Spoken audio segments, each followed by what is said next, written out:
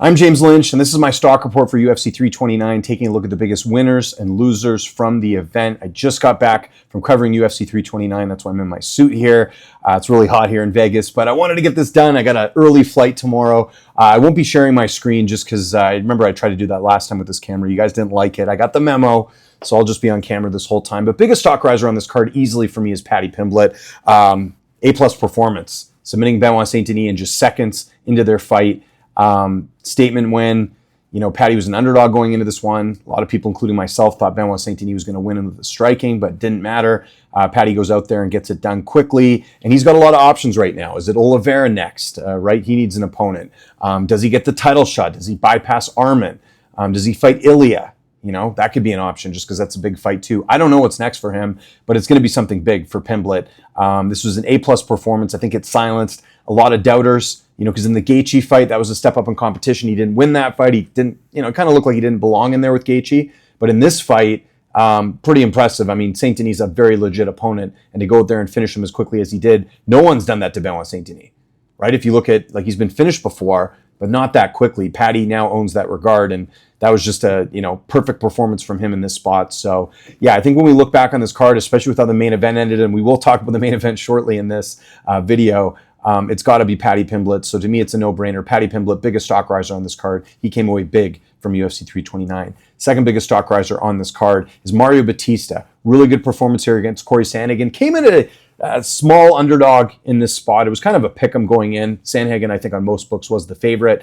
But just a gutsy performance here. You know, Sandhagen, I thought, had a very strong first round. Batista, you know, comes back. We see that, you know, Sandhagen might have hurt himself in that one, and Batista just persevered and really showed a lot of aggression like we saw in the Vinicius Oliveira fight as well. And, you know, beat up Sandhagen pretty good on the feet too. Really like what he did here. I think we're finding a new gear for Batista because he's sort of been known as this guy with, you know, really good game plans and being durable and surviving and stuff. But tonight, to put it on a guy like Corey Sandhagen, who's a very good fighter in this weight class, I was very impressed with his performance. And he's in a bit of a tough spot. I talked about this in my chat tonight that, like, who's he going to fight, right? Like, you know, he's fought Umar, he lost to him. There's a bit of a log jam at the top. Let's assume they're going to do Merab and Yan again. He probably won't fight O'Malley. They're buddies. They used to train together. I don't know who he fights at this point, so we'll see how kind of the division shakes out here. But either way, Batista's in that kind of contender spot now with this win because not a lot of guys have beat Corey Sandhagen. So Batista's second biggest stock riser on this card. Third biggest stock riser on this card is a guy who was also kind of underestimated this week, and that was Brandon Royval, getting it done over Loner Kavanagh. I like that Brandon finished this fight. I think that was really important. You know, there was a lot of people kind of writing off Royval after the couple losses. Joshua Van gets knocked out by Kopp. People saying he was going to get knocked out again. I was actually pretty surprised how many people here were on Kavanagh just because they were basing it a lot off that win over Brandon Moreno. But if you look at who Royval's lost to, and even talked about it tonight post-fight, it's some of the best guys in the division. And I just didn't think we were at that point yet where he's, you know, done or finished. And listen, it wasn't completely flawless. Kavanagh had his moments in this fight. But I think overall, Brandon Royval showing he's a contender in the weight class. He called out Asu after the fight. I think that fight makes a ton of sense here because Royval's fought a lot of these guys already. So it's nice to have kind of a fresh matchup here as far as him fighting Asu next. He's got a kid on the way. He did mention that post-fight. I actually didn't even know that prior to this fight. So that was pretty cool to see him talk about that. And I think he wants to return in August. That would make sense. Maybe they push it to September. He fights on the Noche card. We'll see. But either way, Brandon Royval, big stock riser here. Big win in the flyweight division, taking out Loner Kavanagh. Couple of honorable mentions here. This is a pretty good card outside of the main event, like I mentioned. You got to talk about Robert Whittaker, successful debut at 205, finishing Krylov in that one. Whittaker looked great. Looked like he had even more power at 205. We had a big discussion about this, by the way, in our Q&A this week, and I was kind of like, what proof is there that there's, you know, you have more power when you move up a weight class? Well, look, Robert Whittaker kind of proved that to me tonight. I mean, that was a really good finish over Krylov, and we'll see how it is going forward. I think Krylov was a good first opponent here for Whittaker. I just wonder, though, like someone had mentioned Yuri tonight, like how does that go against a guy like Yuri who's kind of a zombie and tough to take out? Although saying that, Ulberg just finished him in the last fight. We'll see. I think Krylov was a good first start. I'm not ready to say that Whittaker's a contender at 80 or at 205 yet. but certainly a good step in the right direction. So big win there for Whitaker. How about Luke Riley taking out Kai Kamaka? To be fair, Riley was expected to win. I think he was one of the bigger favorites on this card tonight. He did what he was supposed to do. He took out Kai Kamaka, but to do it in the first round was impressive. I had the tweet out here tonight. First knockout loss for Kai Kamaka since 2020. So that is a feather in his cap. And he talks about being, sort of the hardest hitter in the division.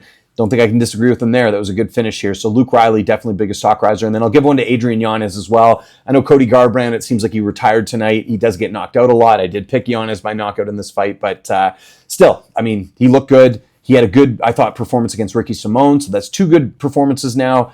He'll start getting that, upping the ante as far as the competition goes. But I think Giannis is in a great spot. That was a big win for him in the bantamweight division. Okay, let's get to our stock droppers here. Biggest stock dropper, there's no questions about this one. It's Conor McGregor. And we didn't even get a fight tonight, right? Let's just talk about the main event quickly. Is this the most disappointing? I think this, not is it? This was the most disappointing main event in UFC history. You can look at like Aspinall and the eye poke, and we've had other fights that have ended weirdly, but we didn't even get a fight. It would be different if McGregor blew out his knee maybe in the 3rd round or something, and maybe he was losing. At least we had something to work with, but this just wasn't even a fight.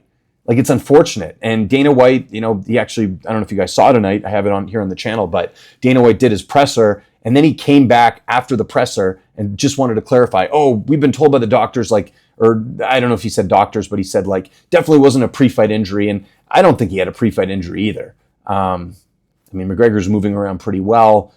We saw him at the weigh-ins yesterday. I don't think it was, he could have just injured him in the fight. I don't know what the answer is. I think McGregor's the only one that can answer that. I did see he had a tweet coming out tonight, but he's a stock dropper in the sense of that might be it for him. And if that's it for him, that's unfortunate, but he's older. He hasn't been in the cage for 5 years up until tonight. He was barely in there tonight. It was the first kick and I just wonder too, why are you throwing kicks when you had a major leg injury? But again, I'm just a guy with a camera here. I thought that was a bit weird, but I don't know. That very well could be. I think if I'm a betting man, I said this to someone tonight, that's probably Conor McGregor's last fight. Why would you even risk coming back in here if your body's breaking down? So he's a stock dropper just based off that. Listen, there'll be people here crapping on Conor for a variety of different reasons, for the stuff outside the cage and everything else, but the fact of the matter is you can't take away what Conor's done for the sport. 2-division champion, biggest superstar in UFC history. That will all remain intact. His stock doesn't drop because of that. It drops because that might be it for him. So Conor McGregor, biggest stock dropper on this card. Second biggest stock dropper, Benoit Saint-Denis. I think there's got to be a bit of a question now about the fight IQ. Why would he go for that takedown? Looked like he was looking good, for that second earlier or whatever. But to lose in the first round to Paddy Pimblett, that's a huge setback. That win streak with Benoit Saint-Denis is out the window at this point. There's just times the Moicano fight, he didn't look good. Poirier looked good in the first round, got finished in the second. But is this guy ever going to get a title shot? Is he ever going to be a contender in the weight class when you're having performances like this? Again, if Paddy had submitted him late in the fight and he made a mistake, whatever, but he didn't get to do anything and he got finished quickly. It's kind of an embarrassing loss there for Benoit Saint-Denis. That puts him back the 8 ball. That win streak, like I said, out the window. There's still going to be good matchups for him and there's still time for him to work his way back up. But to me, this is a big setback. No questions asked. Paddy Pimblett has got to be, Benoit Saint-Denis has got to be second biggest stock dropper on this card. If it wasn't for McGregor, he would have been the biggest stock dropper. And then third biggest stock dropper, unfortunately, is Corey Sandhagen. Like I mentioned, it looked like he suffered a knee injury in that fight early on. If the way he was kind of, I think his leg kind of got twisted against Batista. But like I said, full marks to Batista, not taking anything away. But the optics are Sandhagen has now lost. He's lost 2 in a row, right? Because the last fight was Merab.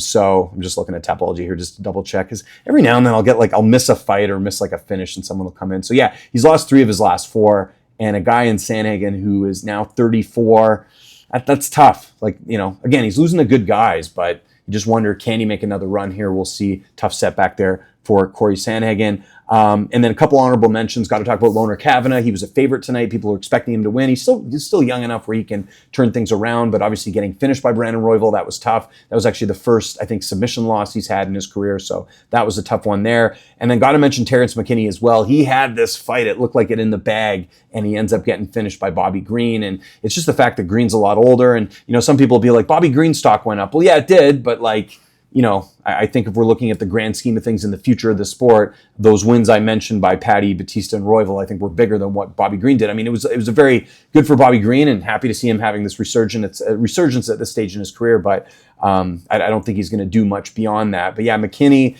bad fight IQ, not being able to finish that fight. And it's unfortunate because he's so exciting, but then he has like 1 or 2 fights, like Roby Vicks was another one that he had where just got finished early. So McKinney, unfortunately, is a stock dropper here. So let me know your thoughts in the comments as I'm going to step away from the light here, your 3 biggest stock risers, 3 biggest stock droppers. Let me know in the comments who those picks are for you. Would love to hear from you. We'll talk a little bit about the card on Monday. I'll be previewing the Oklahoma City card. Before we go, I'm going to show you outside my window. You guys can see the sphere from the background.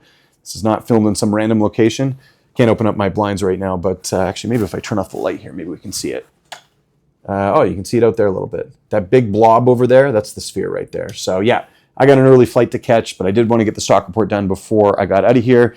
Thanks to everyone who's checked out my coverage this week. It's been a lot of fun covering this event. I think the next UFC event I'll be doing is the one in Canada, which is to be announced later in this year. And thanks so much for watching. Make sure you hit that like button, hit the subscribe button, hit that notification bell. My name is James Lynch. Thanks so much for watching, and I'll see you next time.